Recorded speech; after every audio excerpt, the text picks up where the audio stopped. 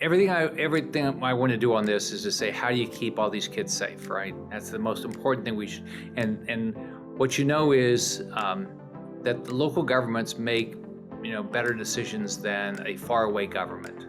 So I've always believed that if you can drive the decision down to the local level, one, it'll be a better decision for that community. Number two, it'll be more responsive. And if there's a change that needs to happen, the change will happen faster. I mean, think about how hard it is to change the federal government.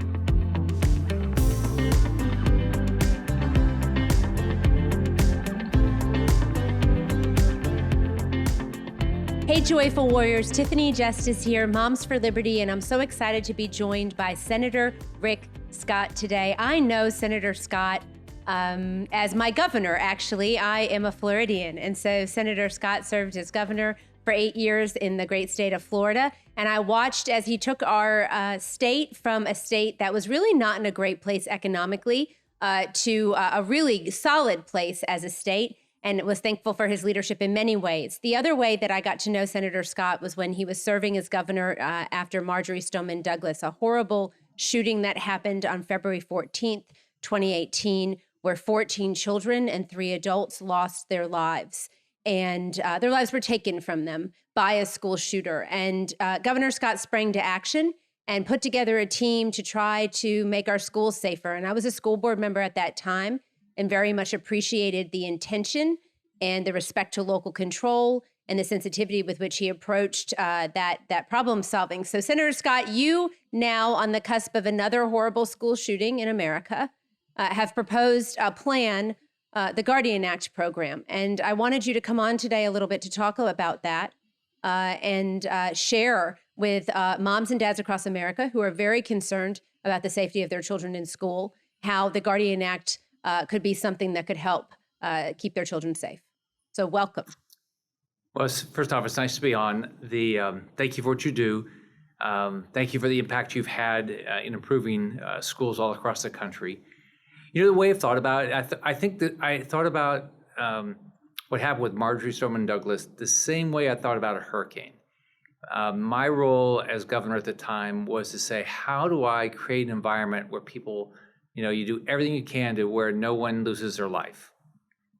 And so whether in the hurricane, to get everybody prepared, or Marjory Stoneman Douglas do it afterwards, you say, what we did was within 3 days, we put together groups of educators, mental health counselors, and law enforcement to come up with something to make our schools all safer. And you're right, you've got to do it in a manner that the decisions are made at the local level because every community is different.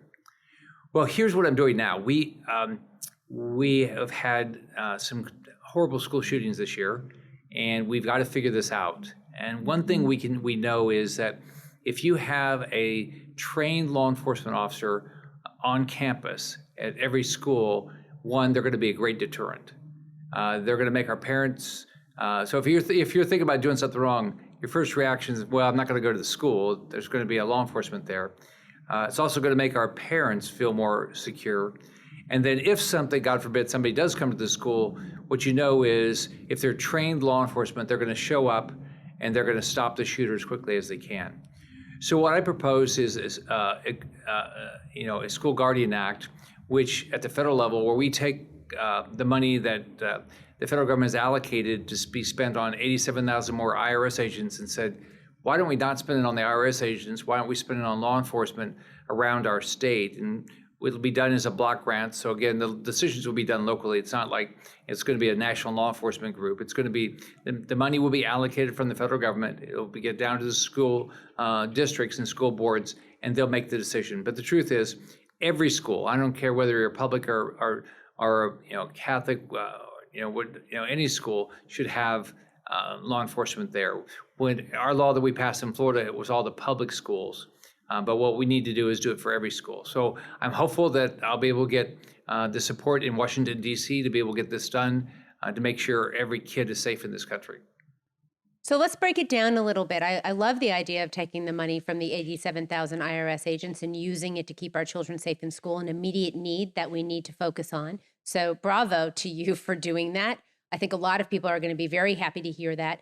Explain to us block grant, because when I talked about local control, and you've also mentioned that it's important, we have elected representatives in the United States of America that serve to meet the needs of their constituents, right? And to represent their constituents. And so school board members very directly do that for parents and kids in their community. That's who they work for, their constituents, right? And so it's important that they're making decisions and taking into consideration those local voices. So tell me a little bit about the importance of block grants, what that means when you say, we're not going to have this top-down approach to school resource officers or guardians in schools. We're going to let local districts, education officials make those decisions. So talk a little bit about what that process looks like. Well, first off, everything I want to do on this is to say, how do you keep all these kids safe, right? That's the most important thing we should.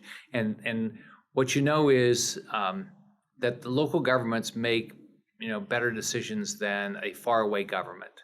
So I've always believed that if you can drive the decision down to the local level, one, it'll be a better decision for that community. Number two, it'll be more responsive. And if there's a change that needs to happen, the change will happen faster. I mean, think about how hard it is to change the federal government. A local school board can make a decision at each meeting. I mean, to try to get a change in a federal law it seems like it's almost never happens, right? And so what we can do at the federal level is we have the funding, we can provide funding to the local school boards. So it would be allocated through the states down to the local school boards, and they'll make the decisions about how they would allocate the dollars. But 100% of the dollars will go to help pay for law enforcement. So I do believe that having law enforcement on campus is a deterrent. Unfortunately, in Parkland, Florida, at Marjorie Stoneman Douglas High School, we did have law enforcement there, but the law enforcement was not as vigilant as they should have been.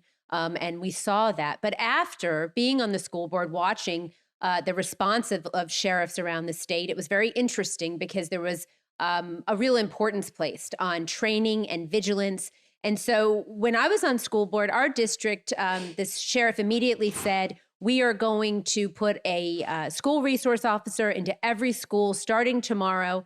And there was a 50-50 cost share between the school district and the sheriff's office. And I thought that was a really great way to go about it, as well as local police departments actually did contribute as well. And if we were in their jurisdiction, they would be the group that would come in, right? And watch the school. So, for example, in my area, there's a police department that had a couple schools that they covered. But there was a lot of coordination, but very intense training and expectations set. In Tina's district, the co-founder of Moms for Liberty, they went with a Guardian program where they trained civilians to come in and to act as reporters. But you're talking about law enforcement officers here, correct? Just to understand, because I think there are a lot of questions. Okay.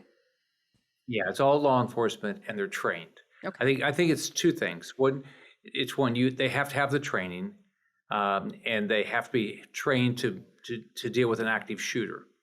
We did a lot of things in Florida that, we require active shooter drills. We have, our schools have to do risk assessments of students that are struggling. There was a lot of things we should be doing, but at the federal level, I think the thing that we can do is provide the resources. So, but yeah, they're trained. And then the other thing, I'll tell you, let me just compliment you again. What you're doing is you're making sure parents are actually way more involved in what happens in their school. They should actually know the law enforcement at their school. They should have the opportunity to interact with them. They should be able to, if they're at all uncomfortable, they ought to be able to be in a position that's easy to talk to the school board or the principal, say that I don't feel comfortable with this, or the sheriff or the police department, whoever's providing the law enforcement. And that's only going to happen if these decisions are made at the local level. I totally agree with you, and you're right. So there was a suite of things that happened after Parkland. So the legislature in Florida was actually in session, and I know that you worked very hard to bring parents and teachers and elected representatives together to problem solve. So just remind me of that a little bit. You took, how many days was that? And then talk about some of the different, I know it wasn't just Guardians, right? So I just want to give you the opportunity to talk about your approach.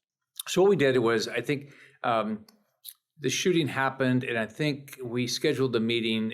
I think the shooting unfortunately happened on Thursday, and I think on Monday we started having these meetings. And so we had three groups. We had mental health counselors, and they met individually. We had educators, they met individually, and law enforcement met individually. Then what I would do is and others in my office, we would participate in the meetings with the groups, and it was all public. We don't, in Florida, we have sunshine laws, which I really believe in. We ought to, and we got feedback. And so at the end of that, by that Friday, I took all their ideas and I said, this is what I would do. But of course, the way the law works is you need to go through the legislative process. The legislature was in session, which was actually positive, because there's a greater chance something's going to happen because it's top of mind. And so I worked with the legislature, and then a lot of people came up. A lot of parents came up, a lot of students came up, a lot of activists came up, a lot of school board members came up, some of the Parkland parents came up, and we worked through all the different ideas. So we, at all of our schools now, we have mental health counselors. We at all of our schools now, we have law enforcement. At all of our public schools, we put more money into harden the schools.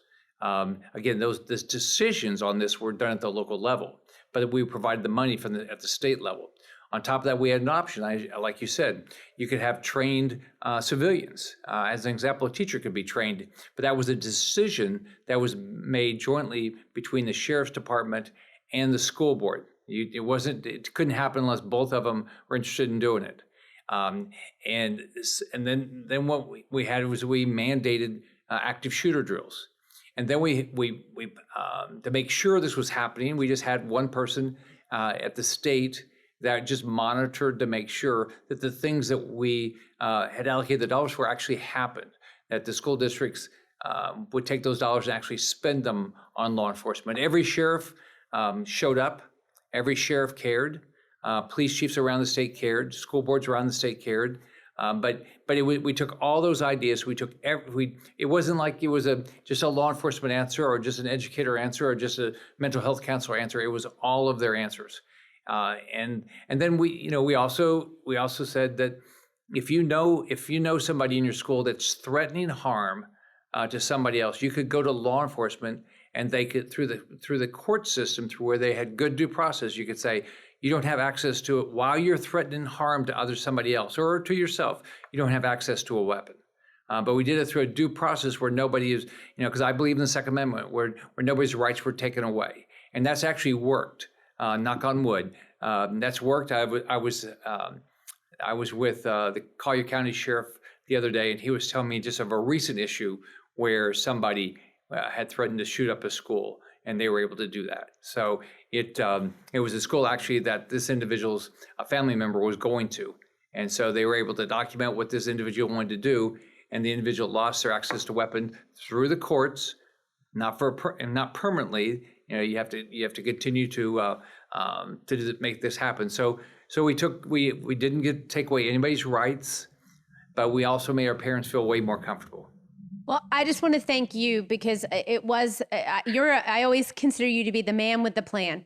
You're never afraid to look at a problem and to put together a plan or to try to put together a plan. And you're always willing to hear a lot of different voices, and you don't mind hearing voices of people who might disagree with you, and to work to improve the plan. So I've always really appreciated about you.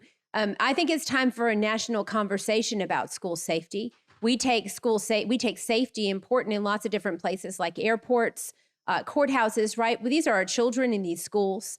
And I think the things that you did in Florida to harden the perimeter of the schools, to create Fortify Florida, which was an anonymous hotline where you could call in to report if you see something, say something. The Office of Safe Schools, as you said, with a lead administrator that was overseeing all of this. And I have to tell you, I sat on a school board and kind of got to watch the implementation process, and I was really impressed. And it was an area where a lot of different people who might think they disagree with each other about a lot of different things actually came together and were able to agree about prioritizing safety for children. So, lots of different things happening in our country, but I think this is something that we can all come together and talk about best practices. And I hope that in the future, if we're able to make that happen, you will join us and lend your voice. Tiffany, one thing that you'll find interesting You know, the FBI, my experience with the FBI, they're a black hole. They don't give you any information. And as you know, in the case of Marjorie Stoneman Douglas, they'd had 3 notifications that this shooter was going to do something. They actually completely changed their call center operation to deal with this. They'll never tell anybody that. It's up in West Virginia, and I went out to see it. But what we've got to do is we got to think about this at every level. What can the local governments do? What can the federal government do? What can the state government do? Because there is nothing more precious than your child or your grandchild. I mean, I don't know anything. I mean, I can't imagine this happening to somebody I love. And so I talked to the Parkland parents quite a bit, and I saw some of them last week. And so one was in DC, and then I saw the others down in Florida. And to this moment, you just like, how could they lose these precious little kids? So they just. No, and school safety is everyone's job, to be honest with you. It's the job of the parent that's on the campus that respects the fact that, you know, that gate isn't a gate where you leave out of. You leave through the front office, right? So you have that single point of entry. It's kids watching and paying attention.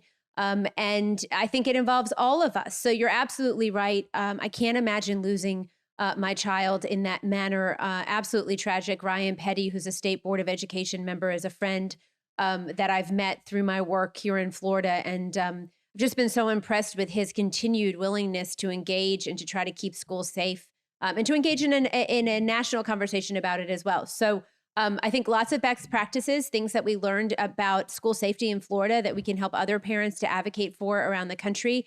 And moms and dads, if you're listening to this podcast, I want you to go look up the Guardian Act program that was introduced by Senator Scott. And I want you to contact your representative, sit down and send them a handwritten letter, write them an email, and tell them that you want your senator or your representative to support this type of legislation to keep kids safe, because your voice makes a difference. I've been told that you're a representative or a senator, you get 50 letters to your office all writing to you about the same thing, that it makes you wake up and pay attention. And, you know, we've got to do our part, too, on the ground to make sure that our voices are being heard. So Guardian Act program, Senator Scott, thank you so much for joining us today. We really appreciate everything that you do for families and kids across America.